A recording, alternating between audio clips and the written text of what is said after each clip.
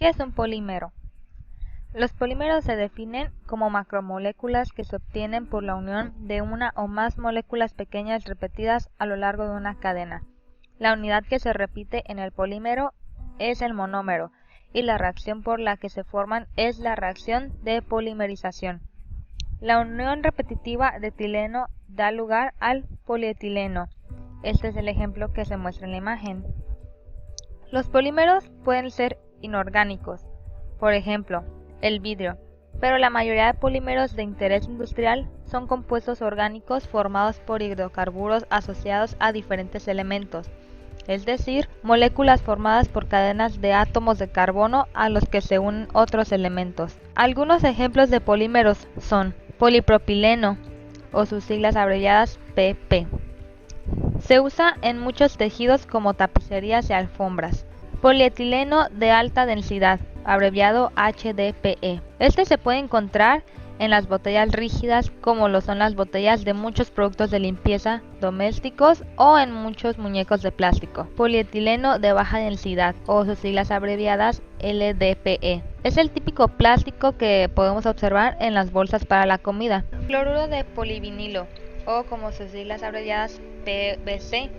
Estas siglas son muy comunes y se conocen porque son las que conforman las tuberías de nuestras casas.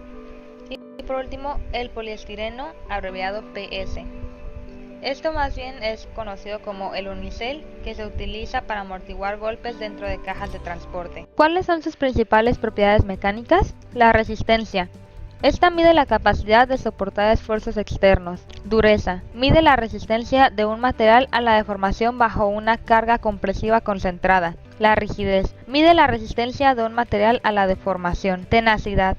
Mide la capacidad de absorber energía de un material durante los impactos. Y la maleabilidad.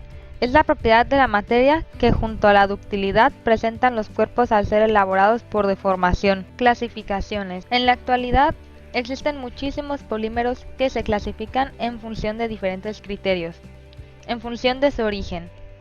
En esta sección encontramos los polímeros naturales, un ejemplo es el algodón, polímeros artificiales y polímeros sintéticos. En función del número de monómeros, aquí encontramos los homopolímeros o los copolímeros. Y finalmente, en función de las propiedades del polímero, se pueden distinguir tres tipos generales de polímeros: los termoplásticos, los elastómeros, que entre ellos se encuentran, un ejemplo, las llantas de los automóviles, y los termoestables. Procesos de conformado. Entre estos tenemos la compresión o los termoestables. Es un proceso de conformado de piezas en el que el material, generalmente un polímero, es introducido en un molde abierto al que luego se le aplica presión para que el material adopte la forma del molde, y calor para que el material retroceda y adopte definitivamente la forma deseada. Soplado.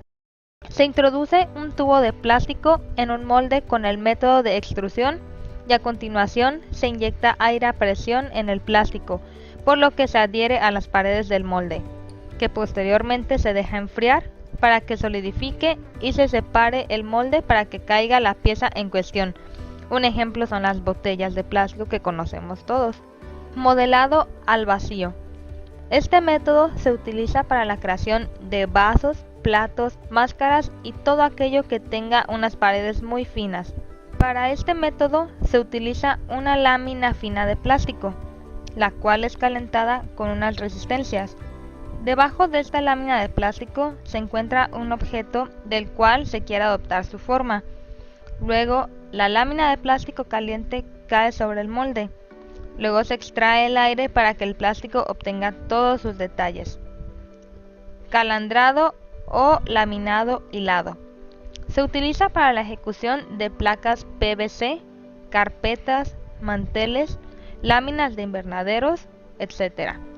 Consiste en introducir los gránulos de plástico procedentes de una tolva en el interior de una calandra, que es un conjunto de rodillos, donde, según el grosor que haya entre estos, se obtendrán láminas de plástico de distinto grosor listas para su uso.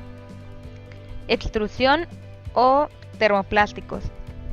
Este sistema funciona de la siguiente manera.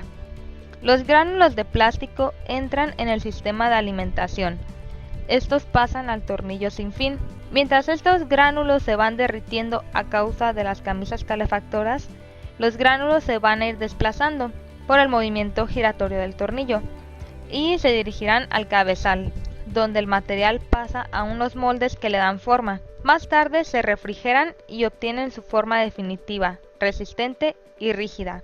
Este método solo se puede utilizar en aquellos casos donde los extremos de los objetos estén cerrados o abiertos. En el caso de que solo sea un extremo el que esté abierto o cerrado, este método no funcionaría. Por ejemplo, en la fabricación de tuberías, mangueras, marcos de ventanas, entre otros productos.